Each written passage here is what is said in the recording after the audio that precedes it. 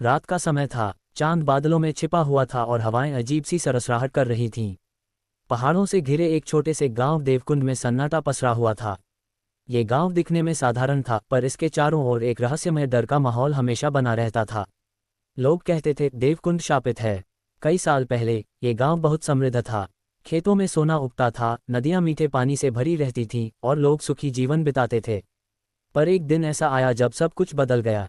देवकुंड में एक पुजारी रहते थे, पंडित शंभुनाथ। वे बहुत ज्ञानी और धर्मनिष्ठ थे। गांव वाले उनका सम्मान करते थे। लेकिन गांव के कुछ लालची जमींदार उन्हें पसंद नहीं करते थे, क्योंकि पंडित जी सबको न्याय का रास्ता दिखाते थे।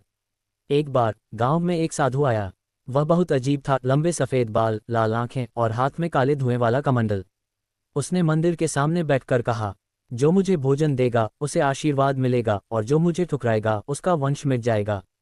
पंडित शंभुनाथ ने उसे देखकर पहचाना, वह कोई साधु नहीं बल्कि तांत्रिक था। उन्होंने गांव वालों को चेतावनी दी कि उसके पास न जाएं, पर लालची जमींदारों ने उस तांत्रिक को खुश करने के लिए भोज कराया। तांत्रिक ने बदले में कहा, तुम्हारे खेतों में कभी अकाल नहीं पड़ेगा। लेकिन जब पंडित जी ने उस अनुष्ठान को रोका, तांत्रिक क्रोधित हो उठा। उसने चिल्लाकर कहा, जिस धरती पर मुझे रोका गया वह धरती अब कभी शांति नहीं देखेगी। उसी रात से गांव में अजीब घटनाएं शुरू हो गईं।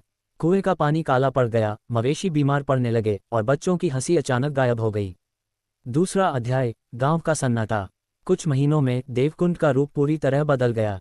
दिन में लोग काम करते, लेकिन रात होते ही अपने घरों में दुबक जाते। कोई भी बाहर नहीं निकलता। कहते हैं रात के तीसरे पहर में कोई महिला की हंसी पूरे गांव में गूंजती थी। एक दिन गांव के साहसी युवक रघुवीर ने तय किया कि वह पता लगाएगा कि यह सब क्या है।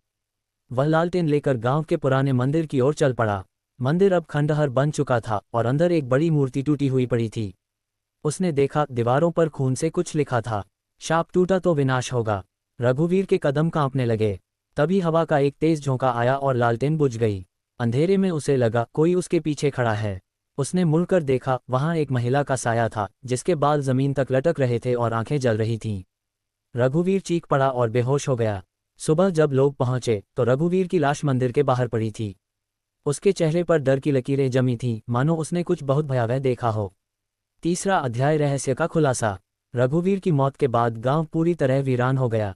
लोग अपने घर छोड़ने लगे। पर एक व्यक्ति रुका, पंडित शंभुनाथ का पोता विक्रम। उसने निश्चय किया कि वह अपने दादा का अधूरा कार्य पूरा करेगा। विक्रम ने पुराने ग्रंथों में खोज की। उसे एक जगह लिखा मिला, शाप तब समाप्त होगा जब निर्दोष का बलिदान देकर सत्य की अग्नि जलाई जाएगी। विक्रम समझ गया कि तांत्रिक ने गांव को इस शर्त के साथ शापित किया था कि कोई निर्दोष आत्मा तब तक मुक्ति नहीं पाएगी जब तक सत्य प्रकट न हो। रात में वह मंदिर पहुंचा। चारों ओर अंधेरा और सन्नाटा था। उसने मंत्र पढ़ना शुरू किया। तभी हवा गरजने लगी और वही महिला आत्मा प्रकट हुई। वह बोली, क्यों मुझे बुलाया विक्रम? क्या तुम भी मेरे जैसे मरना चाहते हो? विक्रम ने हिम्मत जुटाई, तुम कौन हो? महिला ने कहा,